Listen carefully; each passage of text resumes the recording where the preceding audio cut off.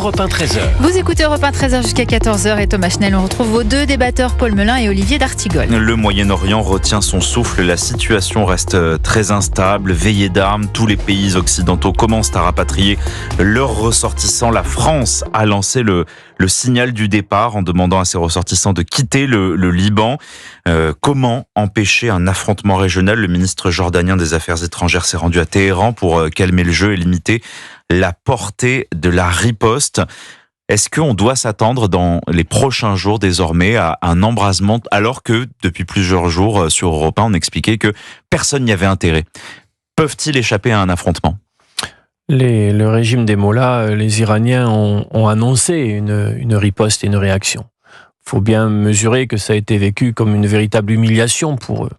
Le fait que le chef du Hamas ait pu être frappé, neutralisé dans la capitale iranienne lors des cérémonies d'investiture du nouveau président, avec ce qu'on apprend donc l'appartement piégé par les services israéliens.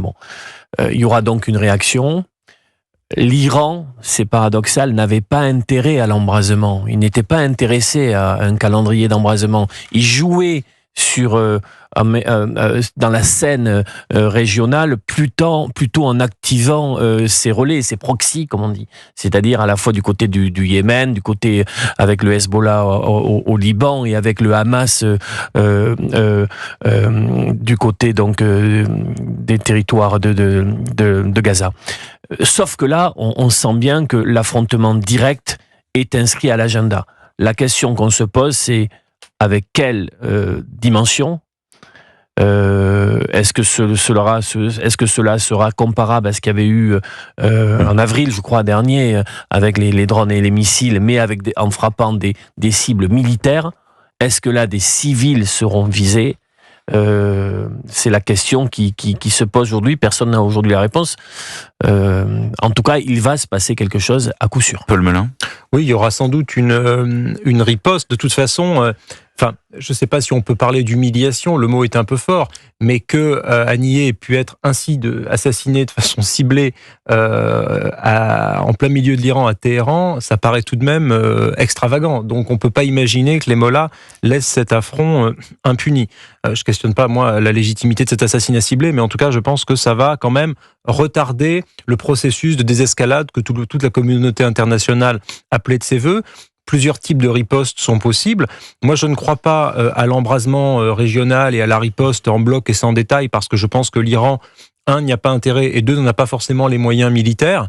Il y a bien sûr les recherches sur l'atome, mettons ça de côté, mais au plan strictement de l'armée conventionnelle, quand on compare la flotte aérienne iranienne à la flotte iranienne de Tsahal, etc., pour le moment, l'Iran ne peut pas faire le poids, donc ça peut pas fonctionner, une attaque directe, et puis de toute façon, il y aurait les États-Unis qui rentreraient dans le jeu tout de suite. Ça me paraît très très très peu probable. En revanche, effectivement, le fait que les proxys soient utilisés, comme on dit, c'est-à-dire le Hezbollah, et le Hezbollah, c'est pas... ce ne sont pas des clowns militairement, ce sont des gens qui sont très armés.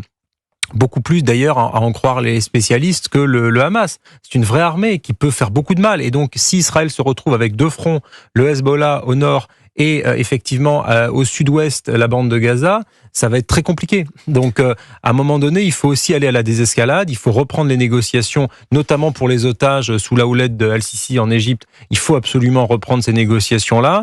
Et à force, effectivement, la guerre totale n'étant pas un projet civilisationnel pour le Proche-Orient, il faut évidemment aller à la désescalade. Et là-dessus, je pense que les positions, pour le coup, du Quai d'Orsay en France sont assez claires. Alors, la mort du chef politique du Hamas, Ismail Haniyeh, a provoqué la colère de Téhéran, on l'entend, et a provoqué beaucoup de divisions au sein de la gauche, puisque la députée La France Insoumise, Sophia Chikirou, proche de Jean-Luc Mélenchon, a relayé sur son compte Instagram personnel un hommage du fils d'Ismail Haniyeh, un hommage donc à son père, assassiné à Téhéran la semaine dernière. Cet hommage relayé par Sophia Chikirou a provoqué la colère de nombreux ténors du Parti socialiste, Carole Delga notamment, la présidente d'Occitanie, qui estime qu'il est inenvisageable que une députée insoumise puisse rendre un hommage à Ismaïl Haniyeh. Sophia Chikirou s'en est défendue dans Libération hier. Chez nos confrères, elle explique ne pas du tout partager le projet islamiste du Hamas. Toutefois, eh bien, elle est visée par une plainte du CRIF,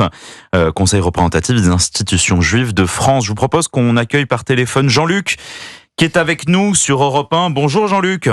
Oui, bonjour à tous. Bonjour. Alors, vous avez suivi cette crise au sein de la gauche et ce soutien, en tout cas démenti par Sophia Chikirou, mais accusé par beaucoup de ténors socialistes.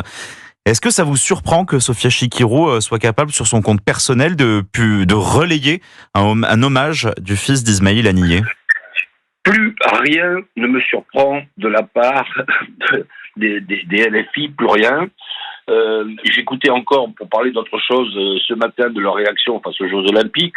Pourquoi pas partir dans des délires absolus, faire d'un des principaux acteurs du massacre du 7 octobre un martyr. Mais au secours.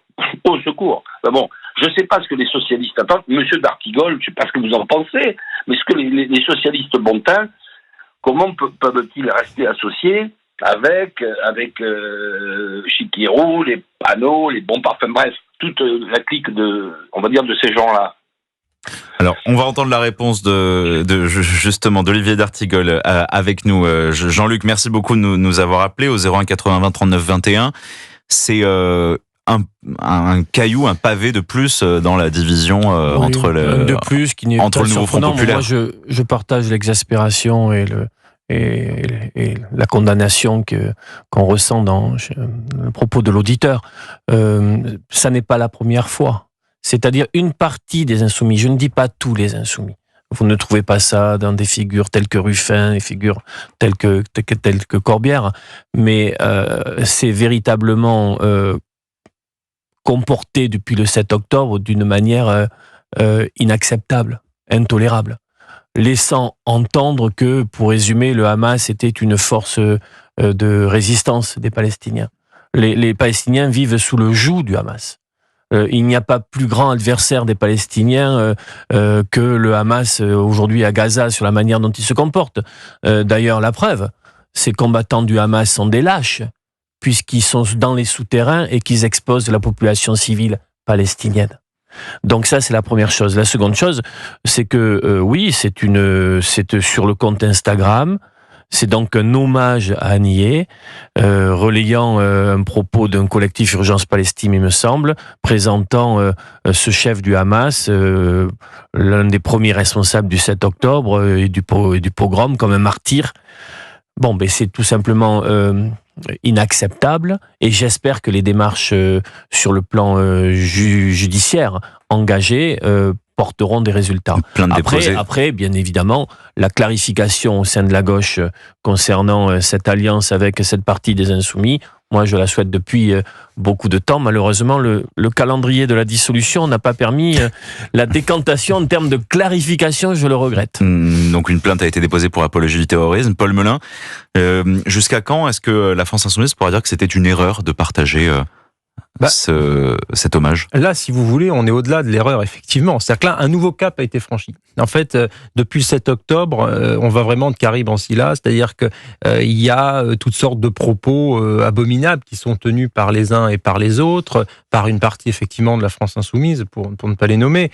Lorsque Daniel Obono dit, en parlant du Hamas, c'est la branche armée d'une organisation politique, qu'elle utilise toutes sortes de circonvolutions pour pas avoir à condamner l'attaque terroriste en bonne et due forme, c'est déjà un seuil d'alerte qui aurait dû nous alerter. Là, effectivement, pour ce qui est de l'hommage à Haniyeh, qui, rappelons-le, disait qu'il fallait que le sang des Palestiniens coule, donc c'est peut-être aussi l'ennemi de son propre peuple, comme le disait Olivier, eh bien, cet hommage-là, on est encore à une strate supplémentaire, qui peut effectivement se régler dans les tribunaux. Madame Chikirou est députée de la Nation, elle n'est pas au-dessus des lois.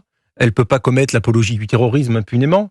Et donc, je pense que dans la veine d'ailleurs, jadis du comité du communiqué de presse du nouveau parti anticapitaliste, qui était lui aussi, je crois, mis en cause pour apologie du terrorisme, il doit y avoir une enquête, c'est très important. Et pour ce qui est de la gauche, moi je suis atterré par les réactions de couardise d'un Olivier Faure, faut pas avoir peur des mots. Olivier Faure qui, dans un tweet alambiqué, compliqué, nous dit voilà, c'est pas bien, c'est terrible, c'est inacceptable, mais on sait très bien que le lendemain, il tapera dans la main de Madame Chikirou, qui a un rôle éminent au sein de la France Insoumise, pour les prochaines élections. Donc c'est un Tartuffe en chef, Monsieur Faure. Effectivement, quand il demande aux Républicains, à LR, d'avoir une barrière imperméable avec le Rassemblement National, disant vous pactisez avec les fascistes, etc., qui hurlent, et là, eux, ils vont aller faire des alliances électorales avec des gens qui commettent l'apologie du terrorisme. Parfois, on rêve. Non, en fait, c'est une gauche indigne. Donc, à un moment donné, la condamnation un peu lointaine, l'erreur, la faute, etc., ça va bien. Il faut maintenant assumer. Cette partie-là de la France insoumise n'est pas, pour le coup, légitime à continuer à concourir avec des partis d'une gauche sociale, laïque, républicaine. C'est pas possible. Olivier d'Artigol, difficile d'imaginer une exclusion de Sophia Chikirou. Je ne pense pas que les instances de LFI vont se réunir aujourd'hui pour décider de l'exclusion de Sophia Chikirou. Mais encore une fois, je souhaite, d'ailleurs c'est ce qui s'est passé, je fais un retour par notre début d'émission, c'est ce qui s'est passé au Royaume-Uni. Donc c'est très certainement possible ailleurs. C'est-à-dire une clarification sur des choses qui ne sont pas négociables, qui ne sont pas discutables. Quand on est de gauche dans ce pays, issu de l'universalisme, du combat des Lumières, d'un esprit voltairien, on ne peut pas, absolument pas, présenter le Hamas comme une organisation de résistance pour le peuple palestinien. Et ceux qui le font se disqualifient à jamais, j'ai envie de dire. Bon, mais donc je souhaite que cette mise au clair puisse être à l'agenda des forces de gauche qui ne souhaitent pas ça, parce que bien évidemment, on comprend bien. Paul a pris l'exemple d'Olivier Faure, que l'exercice va devenir presque maintenant une discipline olympique pour Olivier Faure, mais avec très certainement une déchirure musculaire au bout. Alors